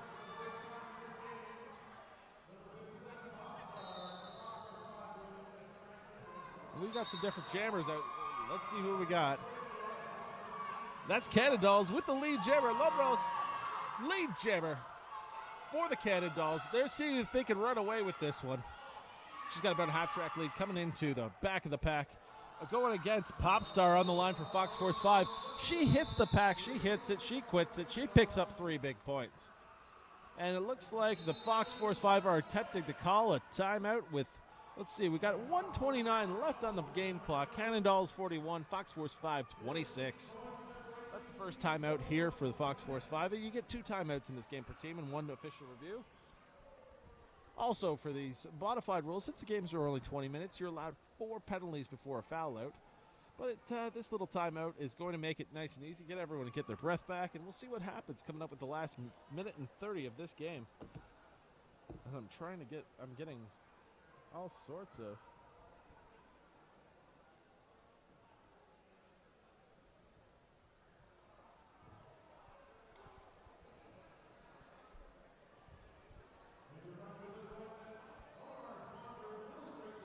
And while we're taking a little bit of a break here, we got a little time left in this timeout. I'd like to thank some of our sponsors. Once again, we got the Mill Street Brewery sponsoring our Jammer line here today. We've also got Monster Muffin, once again providing $500 gift certificates to our winner here at Too Fresh, Too Furious, which is great for providing jerseys, because we all know how much of a cost those are. And we'd also like to thank St. John's Ambulance for providing their emergency medical services here at this tournament. Skaters are back on the track here. It looks like they're trying to spread it out towards the pivot line. Once again, Edmonton holding strong here at the back end. Skating reverse, setting up that 3-wall right here, right now. Let's see what they can do. Both teams, only the Cannondals have one blocker in the box. She's standing right now, so they're going to be pretty close to 4-on-4 pretty soon.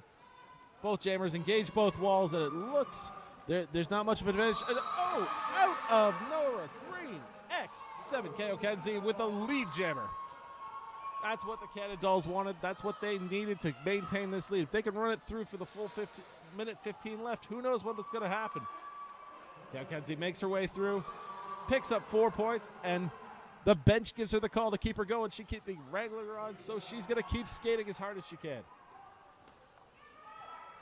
Working for the Fox Force 5 is Megantron. She's getting stuck in the back behind that strong 4-wall of the Cannondals.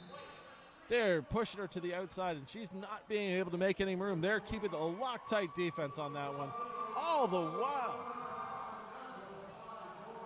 Cannondals are still going. KO Kenzie once again picks up 5 big points. This could be the nail in the coffin in this one, but Megatron picks up 4, making her way through the puck. KO Kenzie is still going full speed. Oh, and we've got a big referee tap down there. I don't know who that was, but it's again another big 4 points. Megatron making her way back to the pack for the Fox Force 5. There's been some solid walls going on here right now, holding up both sides. We've got 13, 12, 10 seconds left on the game clock. Here we go. KO Kenzie with 5 big points. Megatron button up 4 big points. The game clock is run out. When this jam's done, the game is done, and let's see where it happens. Megatron making her way through the pack, running into the 2-wall of the Cannondals. KO Kenzie skips across the inside line, makes a nice apex jump, but it gets called, I believe, on the cut. She's going to the box. Megatron's going to have about 4 seconds left in this jam. We're going to make sure the score is right, but right now the Cannondals have a little bit of a lead. Unofficially, the score now, Cannondals 63, Fox Force 5, but let's just wait to make sure it's all done. That was a wonderful game.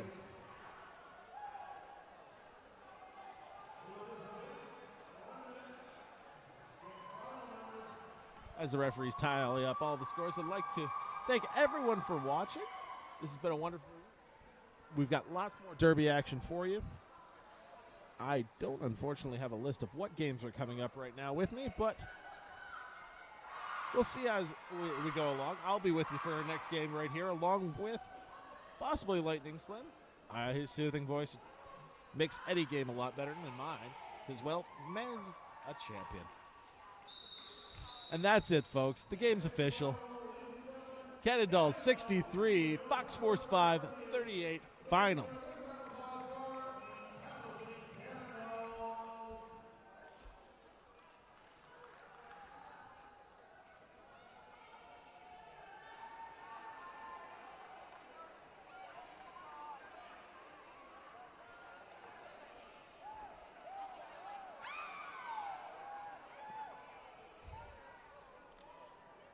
Well, ladies and gentlemen, thank you again for joining me here. Once again, this is Las Vegas, coming to you live from Too Fresh, Too Furious here in Toronto. Have yourself a great time, and we'll see you again for the next game here at the arena. Thank you.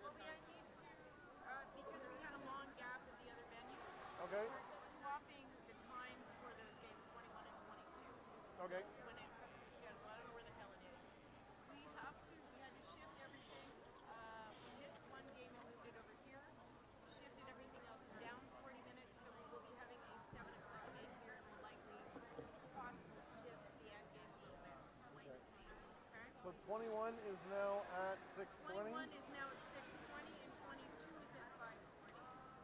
Five, Just to let the sorry. I'll get your chair. Okay.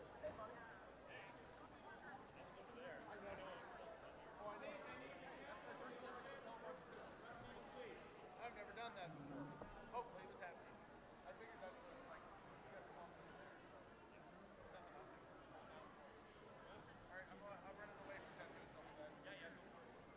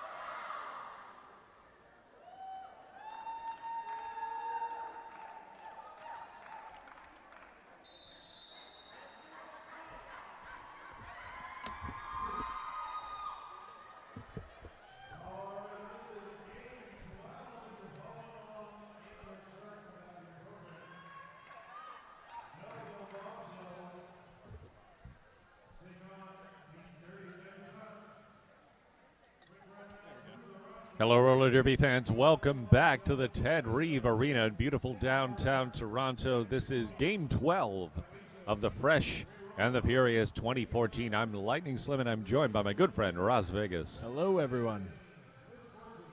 We've got an interesting battle here. This is, I believe, the teams with one loss apiece, if I'm not correct. That's right, so this will be an elimination bout. In the pink, the Derby Debutants, and facing them in the charcoal, the Bombshells of Belleville. Now, I've never seen a Belleville game. Have you had much experience with them so far? I have not. I've seen them skate before. I've seen them skate earlier today. They did not do very well against the Capital City Cannondalls, but we'll see if they can rise to the challenge of fighting for their lives, Ross. Yep. I know the Derby Debutants have taken a good crack at the first game. Unfortunately, did not win that one, but we'll see what they can do to come up this time in this. They had Liquor Nixon come out for a few jams that was really good, but unfortunately just fell a little bit short in their first game. As they're just finishing up the equipment checks here. Got Davey Darko, who is our head referee for this game. He's from Rock City down in Rochester, New York. We actually have a few Americans up here refereeing this weekend. It's actually quite the first from the officiating standpoint for this particular tournament. And it shows that the reputation of Fresh and Furious is growing. We do have American teams in attendance also, or at least one this time around. Queen's Court has been, they were here last year, I know for sure, and they're here this year, actually just taking the earlier winning, I believe. I'm not 100% sure exactly what the final score of that game was in particular, but I know that Mama Chops and all the crew down there at Queen City are very proud of them, regardless of the result that happens here this weekend. That being said, I'm not sure if Mama Chops is back from her vacation to the West Coast, but if she is, hi, Mama. Hi, the rest of the crew that might be watching from Queen City.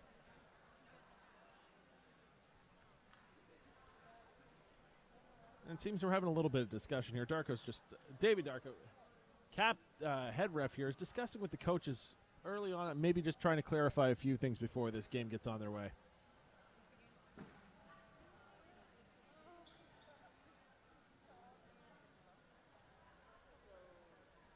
Seems kind of odd.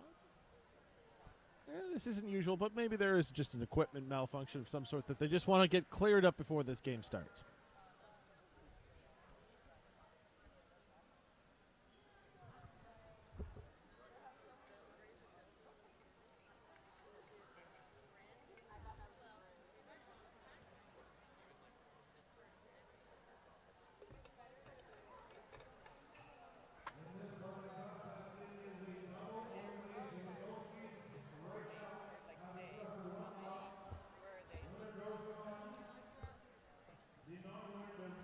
Coach Paperjam of the Derby Debutants now having a word with the head referee. Seems to be a little bit of drama before the game even starts. But I'm sure this game will get going on the way and there we go. Head ref David Darko. Just as we were about to go into a complicated explanation of what we thought was happening, it's over. It's just as well we would have been wrong.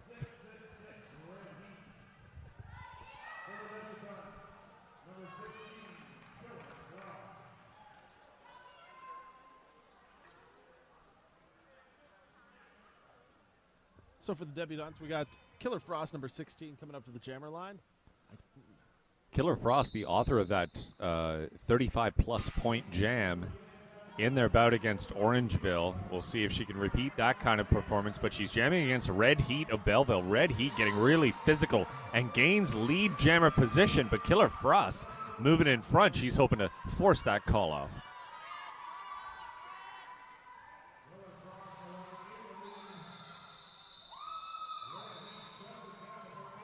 Appears to be a job well done, making it a 0-0 jam, and we're going to basically start back over with the score tied 0-0. Just 30 seconds gone, 19 and a half minutes remaining in the contest, but nothing neither way on the scoreboard.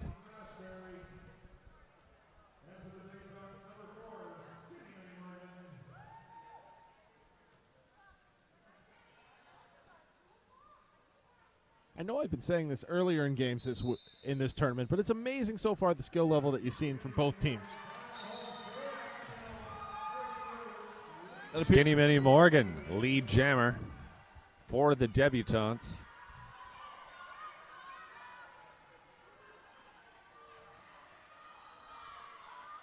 Smashberry giving chase for Belleville, but Skinny Minnie Morgan through. And it appears that Smashberry had stolen 2 points for the Bombshells at the end of that jam.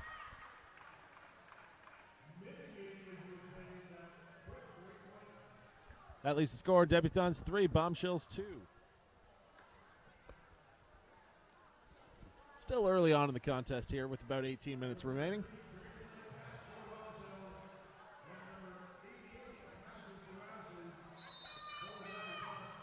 Mashes to Ashes jamming for the Debutants. She gets physical immediately, throws a hip into her opponent, and then gets stuck into the pack. Mashes to Ashes, number 88 in the pink for the Debutants. She is lead jammer. Meanwhile, Crazy Legs, number 33 for Belleville. She has escaped the pack, but Mashes to Ashes is on a scoring pass.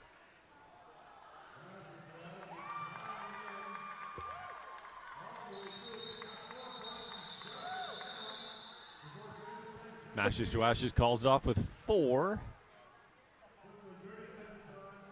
As I was starting to mention a little bit earlier, it comes down to both of these. I know this is supposed to be a fresh meat tournament, but I mean, we're seeing 3 walls, 4 walls. We're seeing some dynamic play from all of the blockers so far that I've seen. I don't know if you've noticed that as well throughout this tournament. Throughout the tournament, absolutely, Ross. The strength of the organizations behind these teams has revealed itself as the sport continues to grow and become stratified.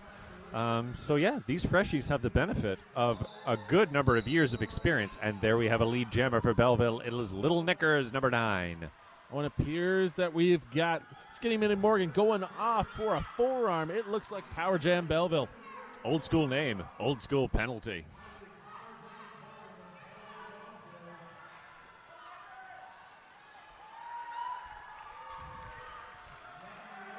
Little Knickers moves on. She has the full 5. She's looking through. They're going to probably try to push it through. She's got another run through here and inside out. And she goes through, and she's going to pick up a low block for that one. I don't know. Wait, maybe not. Yes, it is. Yeah, she did not initially realize she'd received the penalty. I don't believe she even knows just yet that she has the penalty, but she's in the middle of the pack. In fact, she's attempting to call off.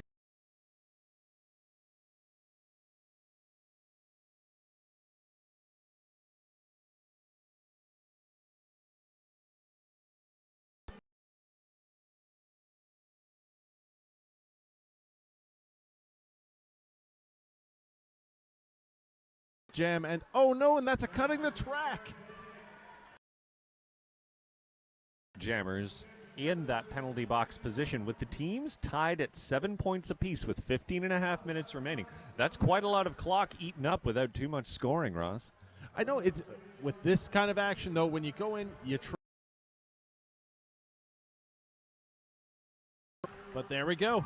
That's 5 big points coming out for the Bombshells. Red Heat taking a direction of gameplay penalty. I think she thinks that was a penalty well earned, as she did open up space for her jammer to score those points as the jam comes to a close. Well, when it comes down to breaking open a hole, getting your jammer through, sometimes you just have to take the penalty to get those 5 points. Sometimes it's an even trade-off. And there's the 5 for the Bombshells. Now they lead 12-7 with just about 15 minutes remaining.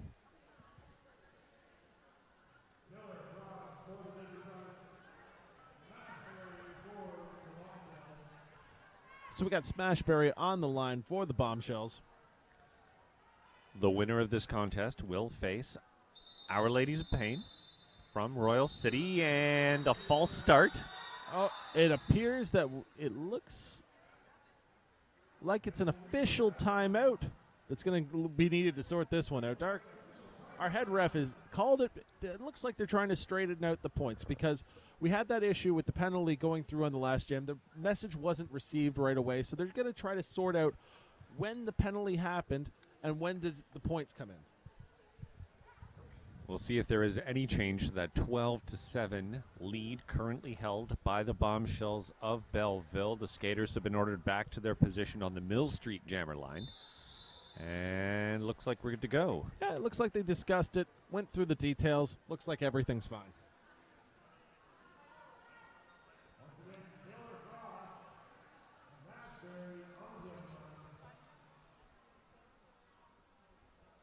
So it looks like Killer Frost and Smashberry on the line.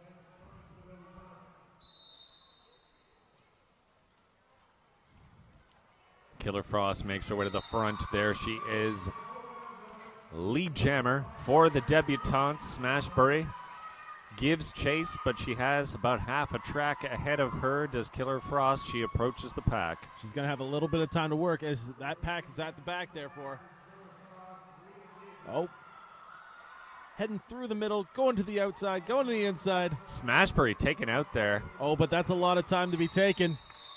I don't know what are the points going to be at the end of this. 3-2 in favor of the debutantes, and that will catch them up.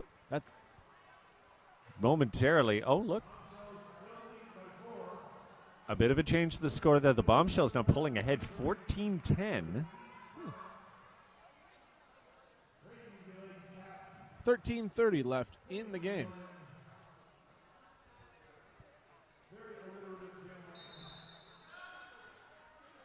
Well, we're starting off this jam with a no pack, and we're going to have some failure to reform penalties. The skaters did not immediately regain the pack, and off we go with a lead jammer for the debutantes. That's Skinny Benny Morgan. Crazy Legs Cat being taken out there at the back of the pack by Max Fury.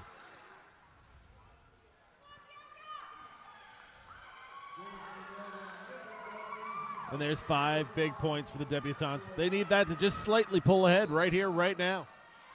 And it looks like a power jam.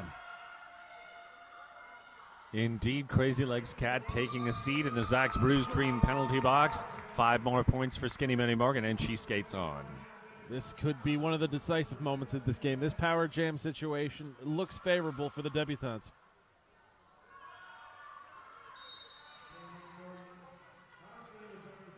Skinny Benny Morgan forced to reset to the rear of the pack. She resets, goes into it again. Oh, it is rubbed out there by number 8.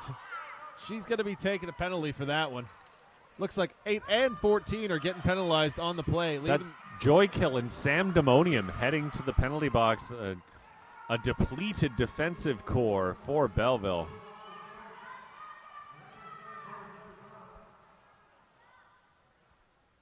Well, with Crazy Legs Cat back in the track, this hopefully should even up the score a little bit more here, but she's calling it off. It looks like it's going to remain the way it is right there. Debutantes 25, Bombshells 14. So I believe that's officially a lead change in that jam, is it not? I believe so. That's right. The Derby Debutantes taking command of the situation. 11 and a half minutes remain. The Debutantes making a rare choice in today's roller derby, moving ahead to the pivot line and creating a front pack situation. No pack as the whistle is blown. And it looks okay. Mashes to Ashes, runs away with it as Red Heat gives chase. Probably got about half track advantage here as she approaches the back of the pack. Mashes to Ashes, trying to get physical, not needing to as she finds the way is open. And she's going to keep rolling it with it. She's going to keep going. They're going to put it points on points here. 4 big points for the debutantes. We're going to see 4 more points for the Bombshells. They're going to try to roll the dice one more time. Mashes to Ashes, takes a hit from Joy Kill, gets through the pack one more time. Looks to her bench. Does she need to call this off? No paper jam. The coach instructing that she should just keep rolling. Well, with the lead right now, you kind of want to work the clock down a little bit with that much of a lead, but still, there's still a fair bit of time left. Yeah, these skaters willing to gamble. Oh, going in hard into the pack, and Mashes to Ashes receiving that back blocking penalty. And that's what you were worried about right there with that type of strategy and scenario. And the opportunity Belleville has been waiting for as Red Heat scores and goes in for more.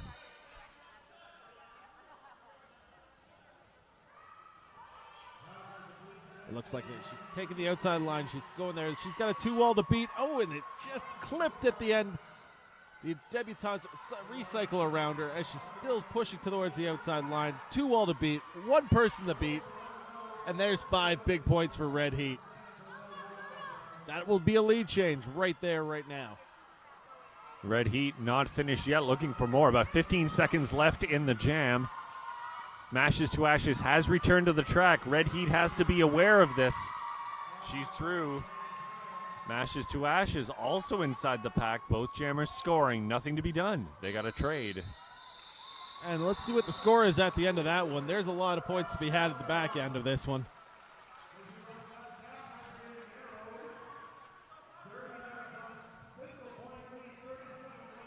It looks like 9 minutes remain, and yes, it looks to be a single-point lead.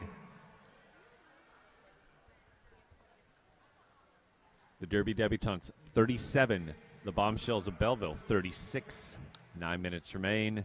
The Debutantes take the front line again. Well, I've seen more of this strategy in this game than I have in the other games so far, but it seems to be working. Indeed, the Debutantes take lead again. Skinny Minnie Morgan skating onwards. She is chased by Smashbury. Smashbury has not, thus far, had the strength to catch up with her. She encounters the back, goes in hard. Oh! Smashbury gets away. Smashbury found the hole that was made there and stole the points away, it looks like. But the referees are discussing how many points are deserved on that particular call-off. And the Bombshells retrieving their lead, now 40-37 over the Debutantes.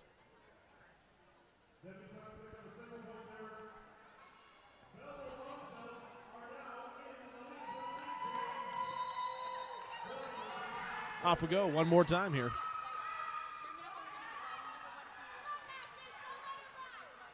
Both walls are playing strong here as both jammers try to engage, but that Killer Frost breaks through the middle, lead jammer status. Killer Frost being used sparingly by this debutante squad, and always in a capacity where they need to get some work done, and she is doing it. Crazy Lake Cats is still stuck there back in the pack, but boy, she finding the holes where there is no hole to be found.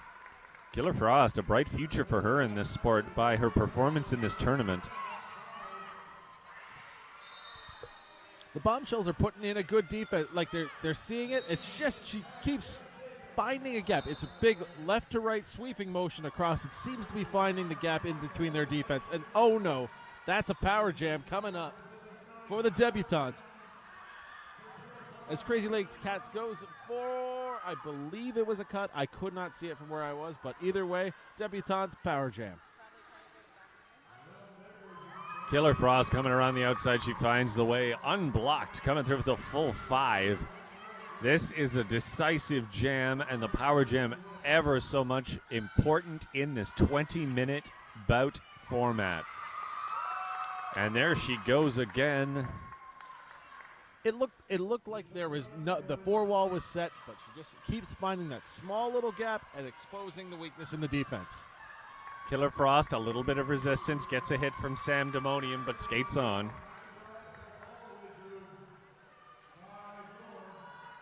Killer Frost is racking up the points on this power jam opportunity, even though we're back to full strength here. Oh! And that was a wonderful, wonderful tag on Mashes to Ashes, putting the pajammer on the ground, making her realize that she's there. And Debutantes pick up 2 more points at the end of that. Looks like Debutantes 65, Bombshells 40, with about 5 minutes, 30 seconds left to play in the game. The Debutantes take the front wall again. They've decided that is how they wish to proceed in this bout. It's something we haven't seen a lot of so far in this tournament, but it seems to be working for them. Every time they've come up to the front, they've gotten lead out of it. If you're just joining us, this is Fresh and Furious 2014. We are in the Ted Reeve Arena in beautiful downtown Toronto. I am Lightning Slim, joined by Ross Vegas.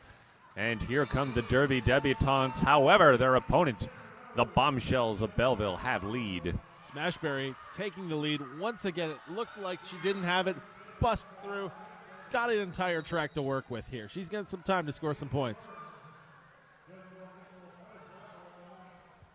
Blocker penalty to the Bombshells. That's number 45, Jezebel. Smashberry's working her way through the middle of the pack, goes to the outside. We've got one blocker to beat, but oh no, she's taken a penalty. Smashbury will head to that Zach's Bruise Green penalty area as Skinny Minnie Morgan skates on. She now has sole possession of the track as the only jammer, receiving physical punishment but making her way through. With no lead jammer on the track right now, she's got about 57 seconds to make her way and score some points with this one.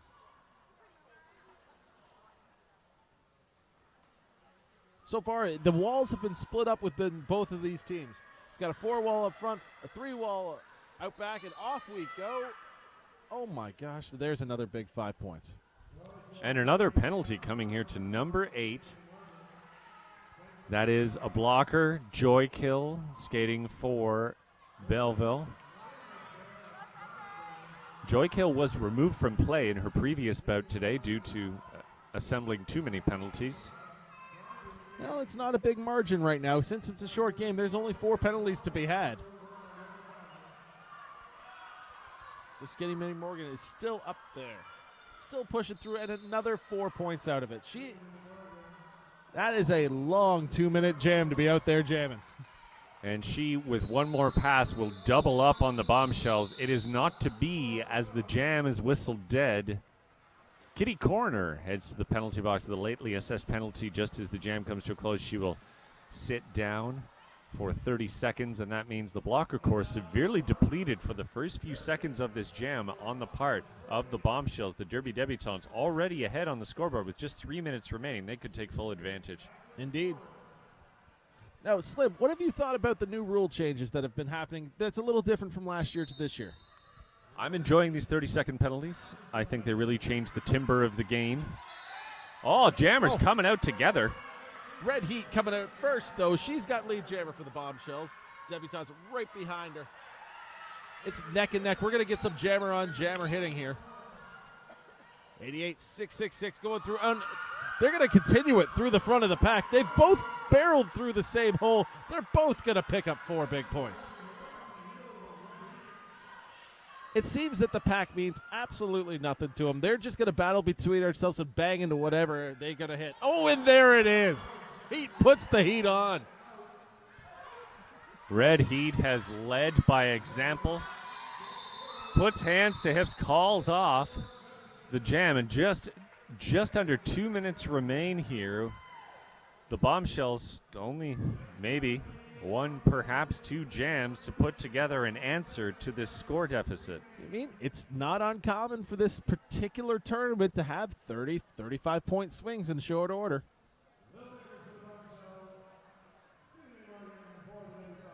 Assembled on the Mill Street jammer line. Ahead of them, a full 10 blockers.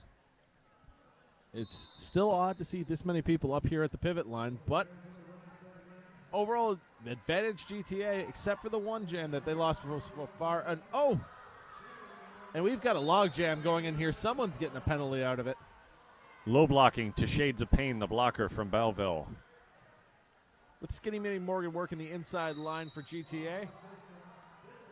And, lead jammer for Little Knickers. And a penalty to Skinny Minnie Morgan. An opportunity here for the Bombshells. This is the opportunity the Bombshells needed. What are they going to do? There's 50 seconds left on the game clock.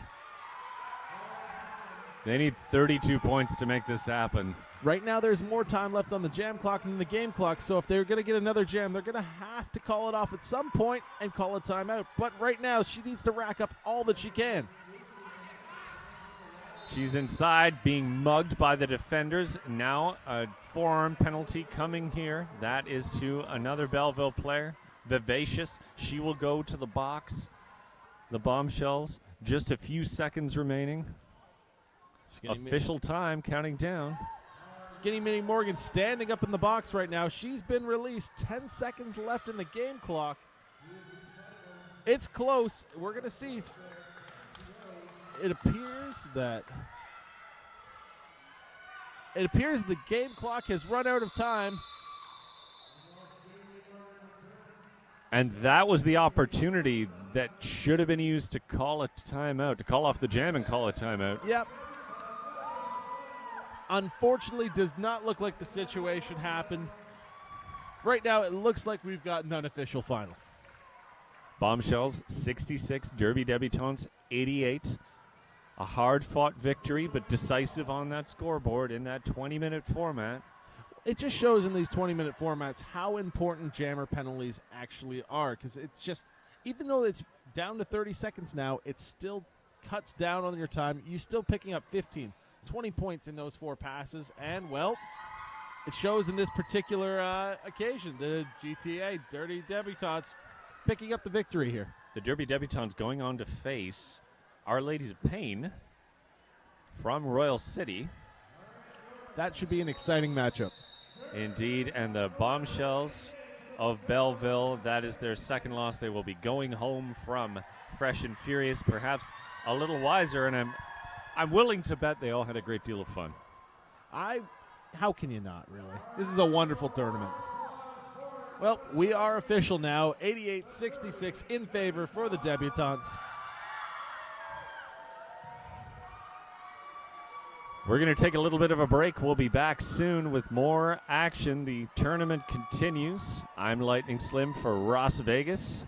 We'll be back.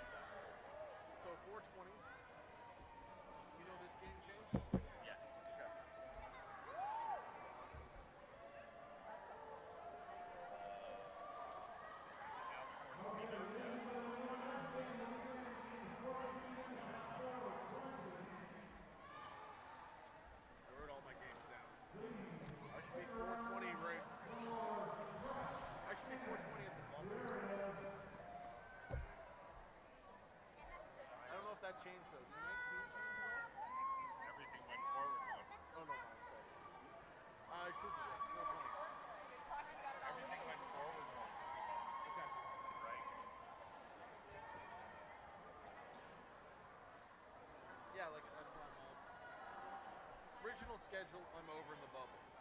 Yeah.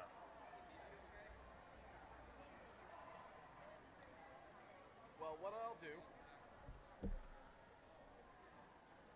Are you doing the next game somewhere? No, I'm not. Okay. What I'll do is I'm going to take my stuff with me. Go over to the bubble and see what happens. Yeah. Nothing happens, I wander back over here. Sounds like a good plan to me. Very good. Fresh and the furious.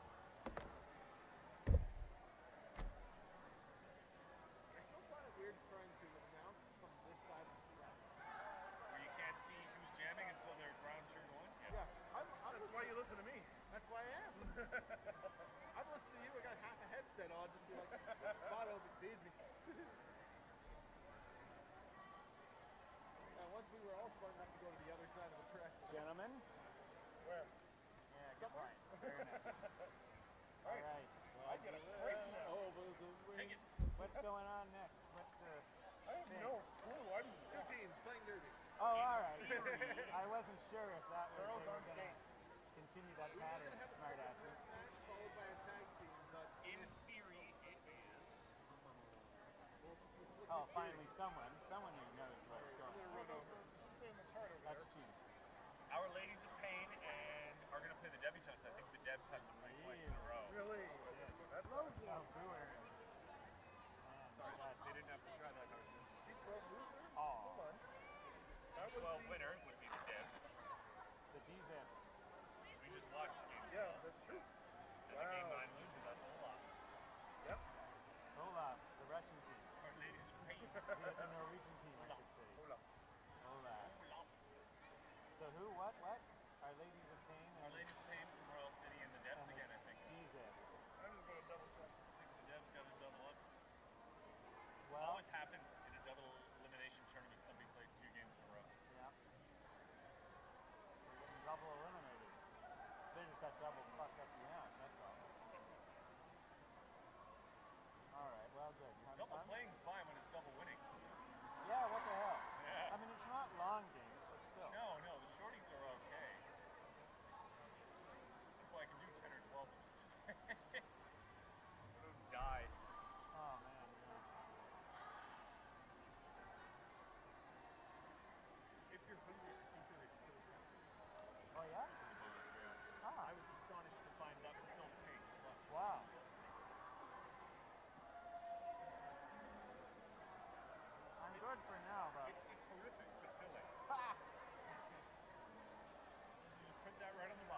like toward.